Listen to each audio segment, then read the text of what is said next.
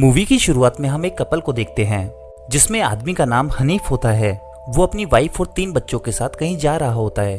दरअसल वो एक ऑर्फन था जिसे किसी ने अडॉप्ट किया था, लेकिन उसने सारा बचपन जिस ऑर्फन में गुजारा था उसका ओनर अब काफी ज्यादा बीमार था और उसी की खबर लेने के लिए ये लोग वहाँ पे जा रहे थे। अब ये लोग कार ड्राइव कर ही रहे होते हैं तो इनको ऐसा फील होता है जैसे इनकी गाड़ी से कोई चीज टकरा गई हो। ये लोग गाड़ी से उतर के देखते हैं तो सड़क के किनारे पर एक हिरण पड़ा होता है जो कि मर चुका होता है। इससे इन लोगों को काफी दुख होता है। उसके बाद वो लोग वहाँ से चले जाते हैं और उनके जाने के बाद हमें ये दिखाया जाता है कि रोड के दूसरी तरफ एक बच्ची पड़ी हुई है जिसका खून भी निकल रहा था और यहाँ ये समझना मुश्किल होता है कि वो जिंदा है कि मर गई। और जल्द ही ये लोग उस ऑर्फन हाउस में पहुंच जाते हैं, जहाँ पर पहुंच के हनीफ देखता है कि वहाँ पर उसके बचपन के काफी दोस्त आए हुए हैं जो उसके साथ वहीं बड़े हुए थे और वो लोग भी यहाँ पे ऑनर की खबर लेने आए थे और ये सारे लोग एक दूसरे से मिलके काफी खुश होते हैं। वहाँ पे हनीफ को पता चलता है कि उन सारे बच्चों में सिर्फ 2 बच्चे ऐसे थे जिन्हें एडॉप्ट नहीं किया गया था और वो अभी भी इसी ऑर्फन हाउस में रहते हैं। अब ये सारे बचपन के दोस्त तो बड़े हो गए थे। अब इनके अलावा जो बच्चे थे उनमें से एक लड़की का नाम रानी था जो एक और लड़की के साथ मिलकर उन सब लोगों को वो हाउस दिखाते हैं। रानी अपने बारे में बहुत कुछ बताती है कि वो इस ऑर्फन हाउस में तब आई थी जब वो 10 साल की थी, लेकिन वो कहती है कि मुझे इस बात पे भी यकीन है कि मेरी मदर मुझे वापस लेने जरूर आएगी। तब वो सब लोगों को उनका रूम दिखाती है। लेकिन इसी बीच हनीफ का एक बेटा जिसका नाम हाकी होता है वो एक कमरे की तरफ जा रहा होता है जिसका दरवाजा न जाने कितने सालों से बंद था।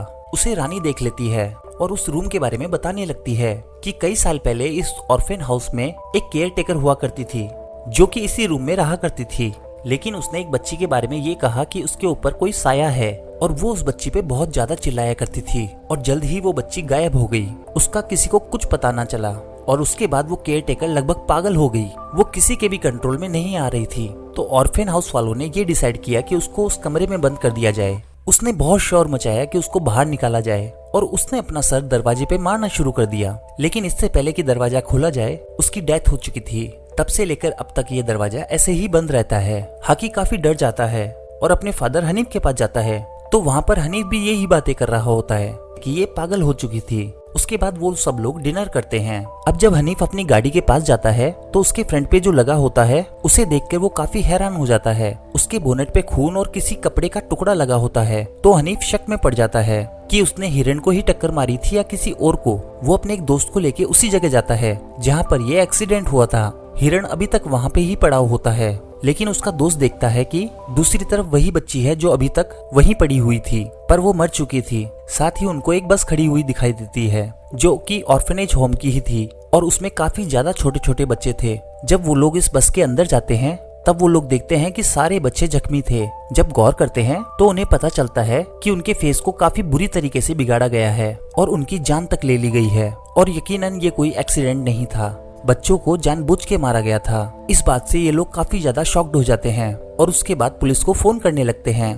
पर वहाँ पे नेटवर्क इशू था। तब वो लोग सोचते हैं कि इस बच्ची को अपने साथ ऑर्फनेज हाउस में ले आते हैं क्योंकि पुलिस स्टेशन तो यहाँ से काफी दूर था। तब वो लोग ऑर्फनेज हाउस पहुँचते हैं। तब एक आदमी उनसे पूछता है कि तुम लोग इस वक्त कहाँ से आ रहे हो और वो उनकी गाड़ी में इस बच्ची की डेड बॉडी भी देख लेता है। तब हनीफ उसे सारी बात बताता है कि मैंने अपनी गाड़ी से इस बच्ची को हिट कर दिया था और इससे भी ज्यादा अजीब बात ये है कि मैंने वहाँ पर एक बस देखी है जिसमें बहुत सारे बच्चे हैं और वो सारे बच्चे मरे हुए हैं। तब वो सारे लोग बहुत ज्यादा डर जाते हैं। तब वो कहता है कि फौरन से किसी को कॉल करो, पर वहाँ से कॉल नहीं लग रही थी क्योंकि नेटवर्क इश्यू था। अब वो लड़का हनीफ और उसके दूसरे साथी से कहता है कि मैं उस जगह जाना चाहता हूँ। वो अकेला ही उस जगह की तरफ निकल जाता है। वहाँ पर जाकर वो उसी बस के अंदर जाता है तो देखता है कि बच्चे मरे हुए नहीं थे बल्कि वो तो दूसरी डायरेक्शन में खड़े हुए थे। उसे काफी ज्यादा डर लगता है और वो बस से उतरने की कोशिश करने लगता है और इससे पहले ही बस का दरवाजा बंद हो जाता है और वो बस के अंदर ही बंद हो जाता है। तभी उसे फील होता है कि जैसे बस के बाहर कोई है जिसने एक ब्लैक कलर का कॉस्ट्यूम पहन रखा है और उसे देखते देखते ही बस के सारे बच्चे मूव करने लगते हैं और उस बस में से न जाने कहां से बहुत सारे कीड़े बाहर आने लगते हैं जो उस आदमी की बॉडी के अंदर घुसने लग जाते हैं और ये सीन काफी डरावना होता है और इन्हीं कीड़ों की वजह से उस आदमी की मौत हो जाती है। उधर ऑर्फनेज हाउस में हम एक लड़की को देखते हैं जिसके हाथ में एक चाकू और एक एप्पल होता है और वो खुद को शीशे में देख रही होती है। शीशे में उसे अपना फेस काफी मोटा नजर आ रहा होता है। तब वो शीशे में देखते हुए ही अपनी बॉडी को काटने लगती है और ऐसा लग रहा था जैसे इस लड़की के ऊपर भी कोई साया है क्योंकि कोई भी अपनी बॉडी को इस तरीके से नुकसान नहीं पहुंचा सकता। दूसरी तरफ हम एक और लड़की को देखते हैं जो अपने बेड पे सो रही होती है और उसके ऊपर कुछ फॉर्म्स आके गिरते हैं और वो देखते ही देखते उसकी बॉडी के अंदर घुस जाते हैं और उसे काफी ज्यादा दर्द होने लगता है। तभी उस लड़की का हस्बैंड आ जाता है और देखता है कि वो खुद को शीशे में देख के काट रही होती है और वो इन सब चीजों को देख के काफी ज्यादा डर जाता है। लेकिन जब उस लड़की को होश आता है तो वो खुद की हालत देखती है और ये देख के काफी डर जाती है और दोबारा से बेहोश हो जाती है और वो अपनी बीवी की ऐसी हालत देखकर हनीफ और उसकी वाइफ को बुलाता है। तभी वहाँ पर वो लड़की भी आ जाती है जिसकी बॉडी में वॉर्म्स चले गए थे। उसको खून की उल्टियां होने लगती है जिसमें से काफी ज्यादा वॉर्म्स उसकी बॉडी में से बाहर आ जाते हैं, पर अभी भी कुछ वॉर्म्स उसकी बॉडी में थे और वो उसकी बॉडी के अंदर रेंग रहे थे और इससे उसको काफी दर्द हो रहा था। तो फिर वो अपनी स्किन को छीलने लगती है ताकि वो वॉर्म्स उसकी बॉडी से बाहर आ सके, लेकिन उसका काफी बुरा हाल हो चुका था। अब हनीफ की वाइफ गाड़ी ड्राइव करते हुए इन दोनों लड़कियों को हॉस्पिटल की तरफ लेके जा रही होती है ताकि पता लगा सके कि इनके साथ क्या प्रॉब्लम हुई है। लेकिन यहाँ पर उनके साथ काफी अजीब चीज होती है क्योंकि वो लोग ऑर्फनेज हाउस से निकले तो हॉस्पिटल के लिए थे, लेकिन वो घूमकर वापस ऑर्फनेज हाउस आ जाते हैं। यानी उनका रास्ता एक लूप में बदल चुका था जो कि बार बार रिपीट हो रहा था और इस चीज से वो लोग काफी डर जाते हैं। यहाँ पर हनीफ एक बात बताता है कि जो इस ऑर्फनेज हाउस की केयर टेकर थी वो बहुत बुरी लड़की थी। ये बात आज से 25 साल पुरानी है। वो बच्चों पे बहुत जुल्म किया करती थी क्योंकि वो ब्लैक मैजिक जानती थी और इसी वजह से उसने 3 बच्चियों को मार भी दिया था। लेकिन ये चीज हनीफ और उसके 2 दोस्तों ने देख ली थी और इससे पहले वो लेडी इन लोगों को पकड़ती ये लोग वहाँ से भाग गए थे और ये वही दोस्त होते हैं जो अभी भी एक साथ थे और उनमें से एक बस में ही मारा गया था। तो ये हो सकता है कि वो केयर टेकर अभी भी इनके पीछे हो। और जब ये तीनों भाग के जा रहे थे तो ये लोग भी वापस ऑर्फनेज हाउस पहुंच गए थे, यानी तब भी इनका एक रास्ता लूप में बदल गया था। इस चीज का पता उस ऑर्फनेज हाउस के ऑनर को भी पता लग गया था, तो उन्होंने इन बच्चों से कहा हम इस केयर टेकर को इसके रूम में ही बंद कर देते हैं। और ये बात हनीफ और उसके दोस्तों ने कभी किसी को नहीं बताई, पर आज ये बात इन लोगों ने शेयर कर ही दी कि हमने उस केयर टेकर को उसी रूम की फर्श में दफना दिया था। उधर ऑर्फनेज होम में हम हनीफ के बड़े बेटे को देखते हैं जो कि स्टेपलर से अपने ही होठ सीने लगता है। इतनी ही देर में हम हाकी को भी देखते हैं जो कि वीडियो प्लेयर पर एक वीडियो देख रहा था। तभी उसे किसी का फेस दिखाई देता है जो कि काफी डरावना था। वो भागकर अपने बड़े भाई के पास जाता है, लेकिन उसका बड़ा भाई तो अपने कंट्रोल में ही नहीं था, तो वो उसे एक गन से शूट कर देता है। लेकिन उसे ज्यादा नुकसान नहीं होता है क्योंकि उस गन से रैट्स को शूट किया जाता था। इतनी देर में हनीफ और उसकी वाइफ भी वहाँ पर आ जाते हैं। वो लोग अब ये प्लान कर रहे होते हैं कि जल्द से जल्द अपने बच्चों को लेके यहाँ से निकला जाए, लेकिन उन्हें अपने बेटे नहीं मिलते। तभी हनीफ की वाइफ उसी ऑनर के रूम में जाती है जो कि अपने बेड पे बीमार लेटा हुआ होता है। वो उसके बेड के नीचे देखती है तो उसे एक बॉक्स मिलता है जिसके अंदर कुछ फोटोग्राफ्स थी और वो कुछ लड़कियों की थी। और इन फोटोज को देख के साफ साफ पता चल रहा होता है कि ये जो बीमार ऑनर यहाँ पे पड़ा हुआ है ये अच्छा आदमी नहीं था। ये उन बच्चियों को मारा करता था और उनके साथ मिसबिहेव किया करता था।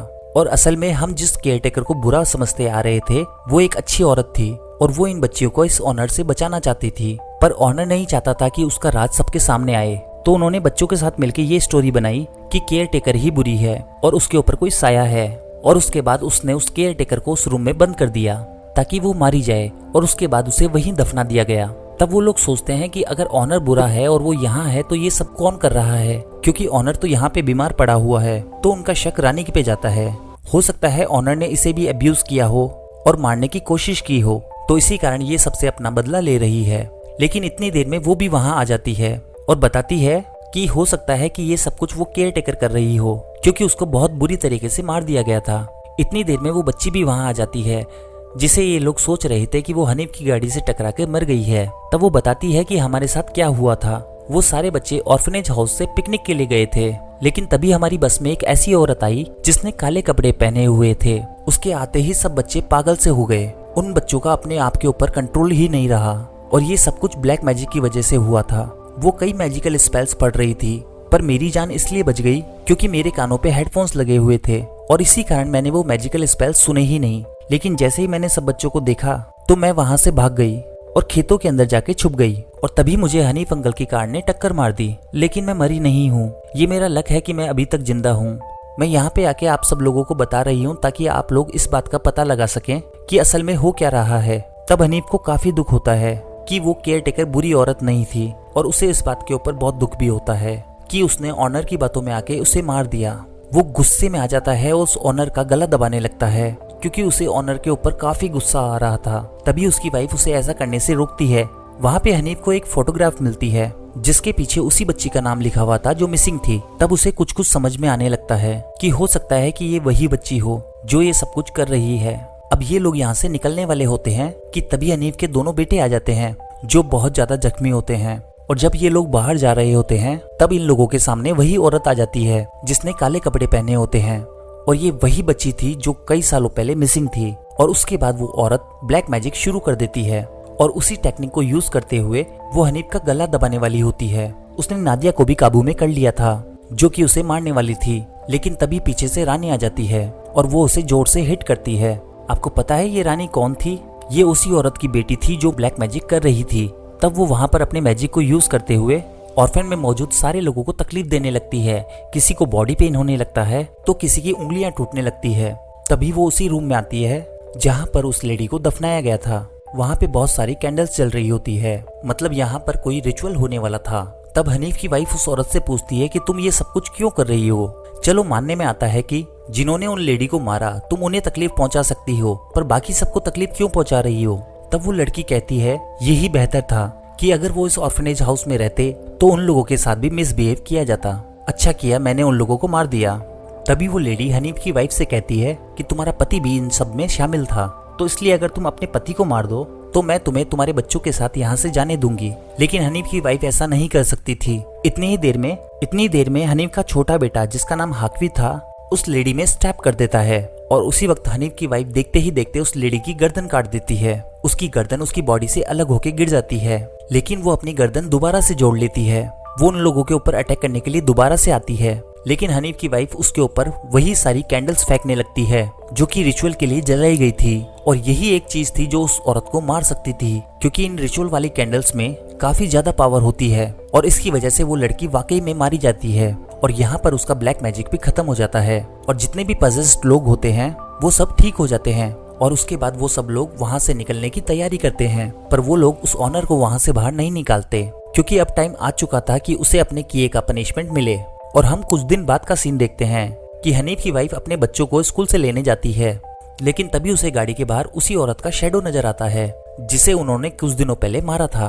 वो डर के बाहर आ जाती है तो उसे वो लड़की कहीं नहीं मिलती और इसी के साथ ये मूवी यहीं खत्म हो जाती है।